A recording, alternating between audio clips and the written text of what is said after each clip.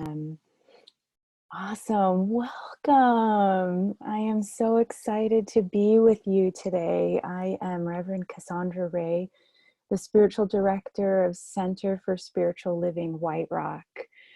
We are a learning center. Oh, excuse me. We're a spiritual learning center located in the White Rock, South Surrey area in British Columbia. And we envision a world that naturally expresses love. We practice and teach tools for transformation and authentic self-expression. And wherever you are on your path, whether you're soaring or struggling, there's a place for you here. And our Sunday gatherings are a balm for the soul, a place to be comforted and inspired, a place to open up to divine love and inner guidance, a place for clarity and aha moments. And I know that the connection with your soul, with spirit within you, is the most powerful way through all of life's ups and downs. And so I'm grateful that you're here today. Welcome. And we have a new addition to our Zoom lineup today. Tamara, if you'd like to. Expressed it beautifully when he said, freely you have received, freely give. When the law of circulation is retarded, stagnation results. It is only as we allow the divine current to flow through us on and out that we really express life. We would appreciate your sacred gift, your financial support. There are 3 ways that this can be done. You can go to the donate page on our website and put in any amount you want. You also can become a committed giver by choosing the reoccurring payment option. Or you can send a check, and the mailing address and these details will be in the chat box. Or if you prefer, you can do an e-transfer online with your bank. Please check the chat box and these details will be there. It's been a pleasure seeing your lovely faces. Thank you so very much. And I'm so very happy to say that my beautiful prac sister, Georgia, is going to do a meditation now. Thank you very much. And to prepare for our message today, it was so, it's so wonderful to be barefoot in my own space and to see all of you beautiful beings. During our guided meditation, my beloved puppy began to snore very loudly. And I thought, wow, that wouldn't happen if we were gathered in person. I was glad I was on mute because you would have certainly heard my Gracie snoring through our meditation today. Well, a great man once said, happiness can be found even in the darkest of times if one only remembers to turn on the light. Yeah, thank you, Albus Dumbledore from Harry Potter, for that wisdom. You know, it's good to laugh. It's healthy to laugh. And it brings balance and a much needed levity.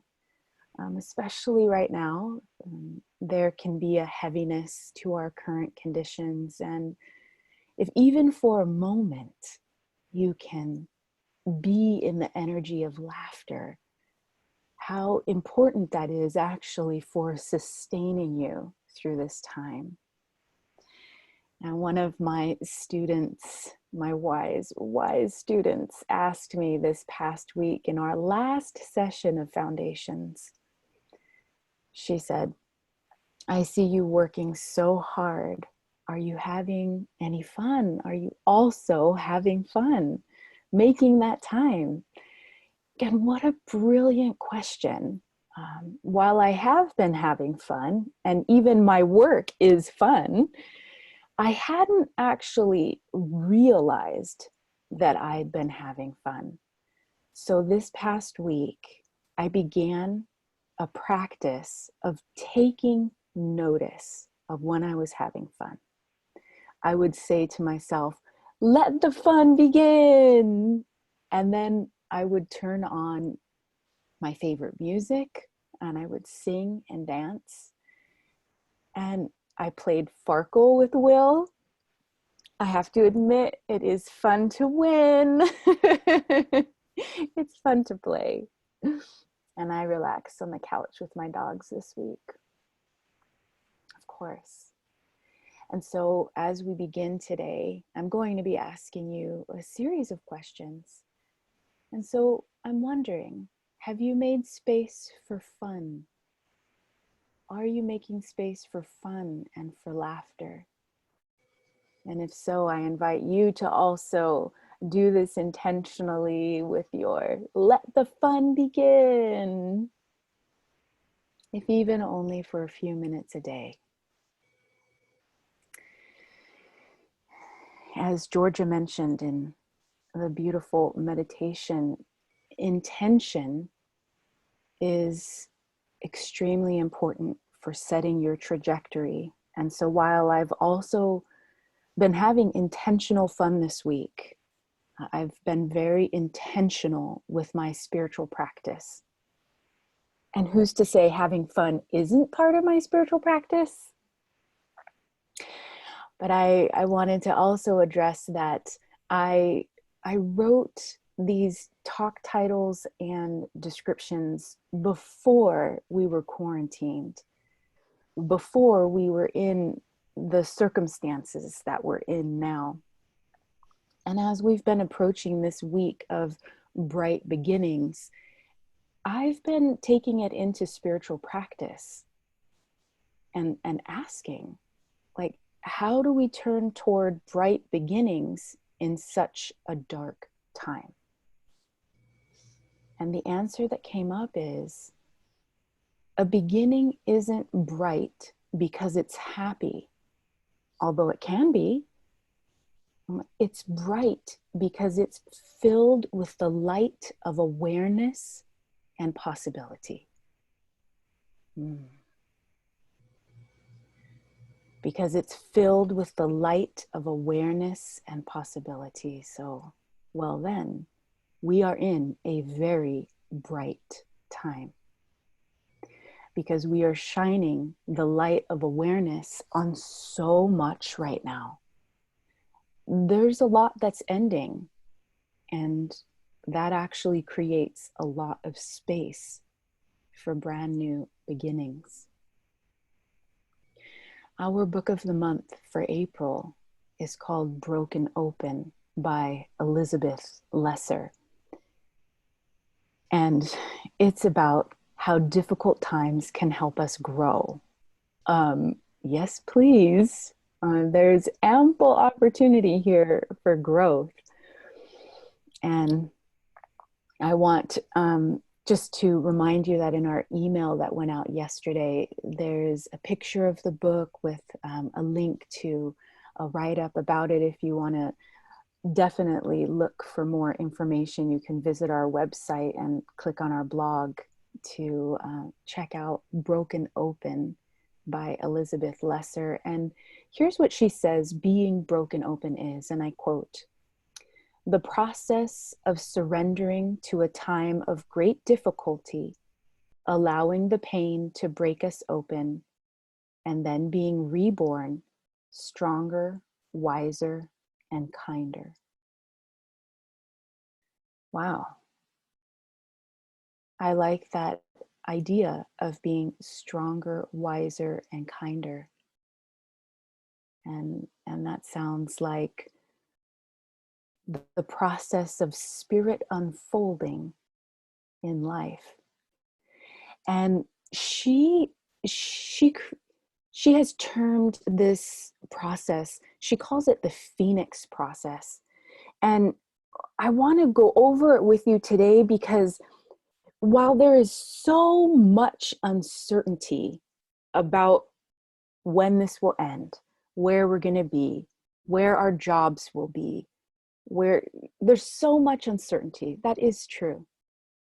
However, Elizabeth Lesser provides us with like the eagle's eye view, like an overview of what this time can be for us if we participate in it intentionally, if we're able to embrace it as the phoenix process. And maybe you've heard of this myth, the myth of the phoenix. I'm going to read you a little bit about it from Elizabeth Lesser's book. And she says that the myth of the phoenix is knowing that a new way could be found only with the death of his worn out habits, defenses, and beliefs. The phoenix built a pyre of cinnamon and myrrh, sat in the flames, and burned to death. Then he rose from the ashes as a new being, a fusion of who he had been before and who he had become. A new bird, yet ever more himself, changed and at the same time the eternal phoenix. In her book, she tells stories of people who have sat in the flames and emerged more of themselves. These stories are inspiring and moving and heart-opening. And I highly recommend this book. And she also says that you and I are the phoenix. You and I are the phoenix. And I quote, "We too can produce ourselves from the shattered pieces of a difficult time. Our lives ask us to die and be reborn every time we confront change within ourselves and change in the world. When we descend all the way down to the bottom of a loss and dwell patiently with an open heart in the darkness and pain, we can bring back up with us the sweetness of life and the exhilaration of inner growth. When there is nothing left to lose, we find the true self, the self that is whole, the self that is enough, the self that no longer looks to others for definition or completion or anything but companionship on the journey." Yeah. And so the phoenix process begins with difficulty. You're confronted with something in your life that must change or has already changed, whether you wanted it to or not.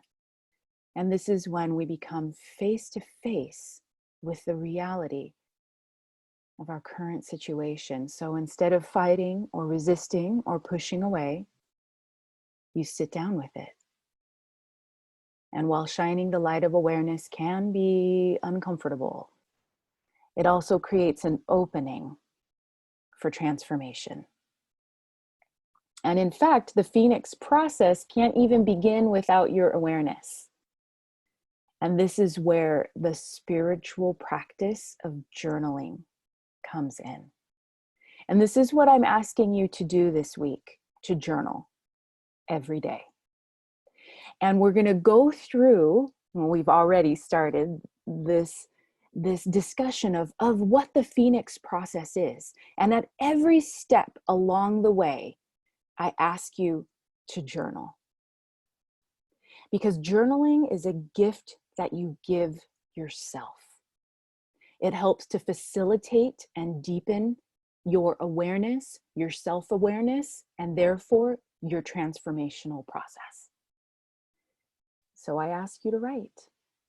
Spend time with yourself, your thoughts, your feelings, and the difficulty that you're facing that is specific to you right now in your life. Something that I do when I'm grieving or struggling is I have a dialogue with my soul. So in my journal, I just tell my soul what's going on. Here's what I'm thinking. Here's how I'm feeling. This is what's happening. And I ask for guidance. And my soul always offers unconditional love and actually really great advice. So you can have a dialogue with your trusted source of unconditional love. Maybe for you, like me, that's your soul, which is spirit within you. Or maybe it's your angels, or maybe it's God or Jesus or Buddha. Maybe it's your ancestors. What matters is that it's a trusted source for you, some being that you can really pour your heart out to and receive love and advice in return. So this journaling is an important process, and I ask you to do it every day. And it doesn't have to be a long time, but even just a few minutes, even just stream of consciousness writing is helpful. And so Elizabeth Lesser continues with her second step in the Phoenix process. She says that we must let go. And I quote, "Let go of our illusions, our rigidity, our fear, our blame, our lack of faith, and our sense of separation. All of these, in varying strengths and combinations, are what must die in order for a more true self to arise." And so I want to just say that these experiences of fear and lack of faith and sense of separation, like these are all actually very normal, natural responses to what's happening in the world right now. And so letting the old burn doesn't mean you shame yourself for how you're feeling. It does mean that we loosen the grip of it, that we begin to create a little bit of space in between what's happening and who we are. This is where faith can come in to remind you that while you are also very human and vulnerable right now, there is also a part of you that is eternal, infinite, whole, and not afraid at all. This part of you is always here and always available. And so we bring in what we're ready to release as we contain it within our faith. And so this burning part of the process. I think about it as this is when I'm willing to let go of limiting beliefs and patterns that no longer serve my authentic, infinite self. And so I ask you, what are you ready to let pass away in your life? What are you ready to burn in the fire, to burn in the flames? You can take that into journaling this week. And we move into the third step of the Phoenix process, and it is to dwell. Elizabeth Lesser says, to dwell patiently with an open heart in the darkness and pain. Whew. Yeah, this part is hard, not gonna lie. Because most of us want any darkness and pain, we want it to end as quickly as possible. In fact, we tend to have a pretty darn low tolerance for it, which can actually harm us in the long run. Because in order for these things to truly burn away, we must be with them. So to dwell is to abide, to remain, and to continue. So if you want to turn your difficulty into transformation, then you must dwell. I think of this part as baking bread, which is actually something I don't do. But if you bake bread, I would love to have some.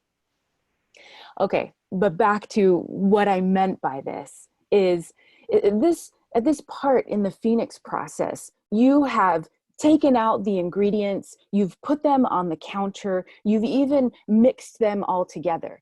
But if you don't dwell, it would be like trying to eat those ingredients raw. That wouldn't taste very good. But this dwelling phase is about letting it rise and baking.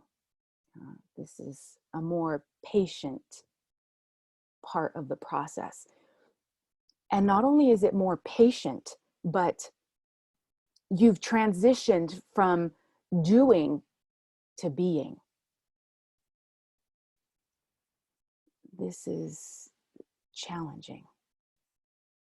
But when we be, allow it to be, allow the bread to rise and bake, then it is much tastier, especially with butter.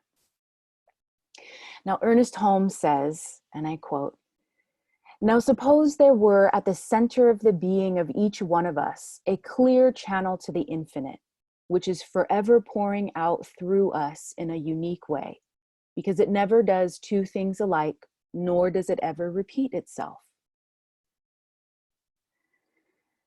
So the in-between space of dwelling, this provides us with a powerful opening, and it truly is this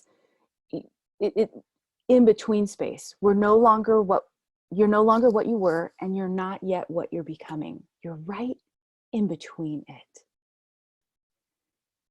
And so we dwell here so that we can receive the pouring of the infinite. And this does require us to be with our heart and our mind in compassionate presence. So can you offer yourself compassionate presence? And here's your next opportunity for journaling. What does compassionate presence look like in your life? What do you do when you're offering compassionate presence to yourself and others? Write it down, write it out. Because the next phase in the Phoenix process is the rebirth. Yes, where we now welcome the new you. I love how Elizabeth Lesser frames this, though. She frames it not a new you that has, thrown away who you were before. This new you is a fusion of who you were before and who you've become. And it's new because you are even more of yourself. And so you're changed, and yet at the same time, you're eternal. Elizabeth Lesser says, and I quote, "Each one of us, regardless of our situation, is looking for the same treasure in the ashes. We are in search of our most authentic, vital, generous, and wise self." End quote. This is the true self, the whole self, the one that doesn't need to distract the one that isn't searching for fulfillment outside of themselves, the you that you've always wanted to be. Remember how we talked about that last week? How I said that the you want to be is already within you? The Phoenix process is the process of removing the layers that separate you and who you really are. We burn and let die anything that's covering up our true essence. And so we emerge a new being. And so what began as difficulty, it culminates into a new expression of who you've already been. The fusion of who you were and who you've become, an unfoldment of spirit itself. And you're different because you're more yourself. This is what's happening right now. Life is birthing something brand new, something so monumental that we are going through a Phoenix process on a global level. And not only does this happen like once, but it happens many, many times within it. And this is why I'd like for you to journal every day, creating this deeper connection with yourself and what you're going through. Because while there is so much uncertainty right now, Broken Open gives us an overview of the process. It lets us face these times together, and it allows us to address and burn anything that's standing in the way of your authentic true self. So let us dwell with a compassionate heart, with an open heart, and let us welcome the rebirth of the infinite as you and as me. And so it is.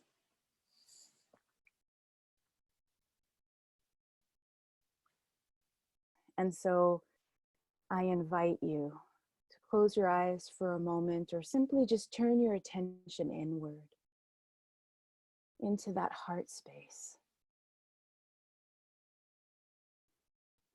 And I just take a moment to remember that love is right here, that spirit is right here. And I breathe it in.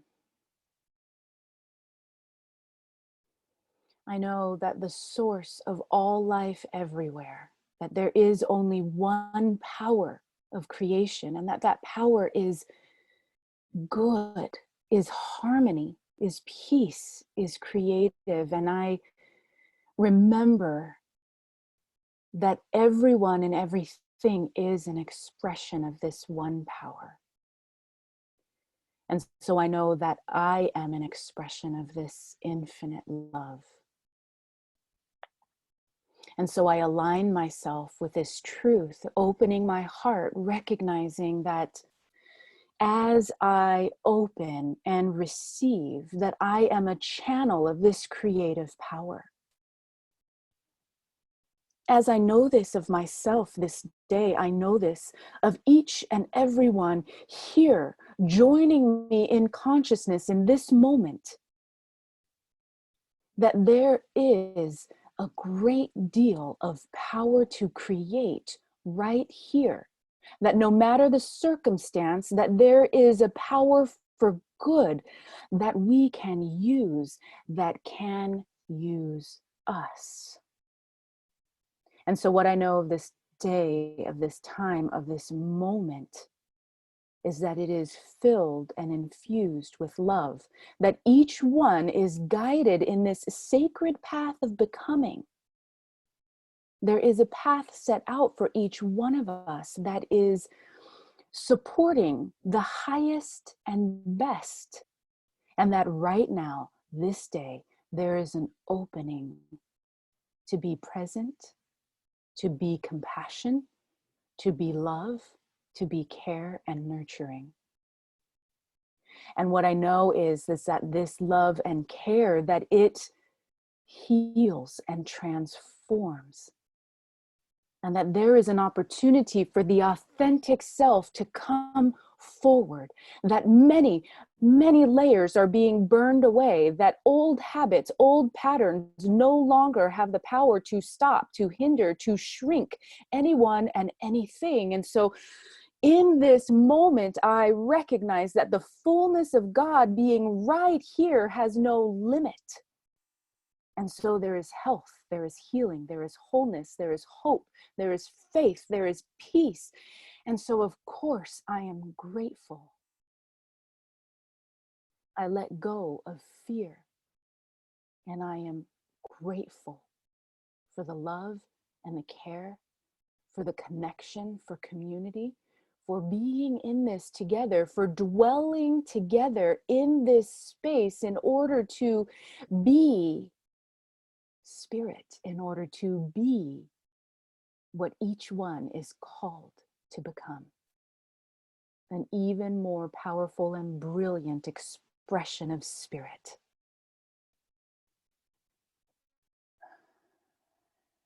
So I breathe. And with a heart filled and overflowing with a newfound depth of peace, I release my word into the divine law of mind, knowing that this prayer has already been answered in the mind of God, that it is done. And so I surrender to its becoming. I let it be, and so it is.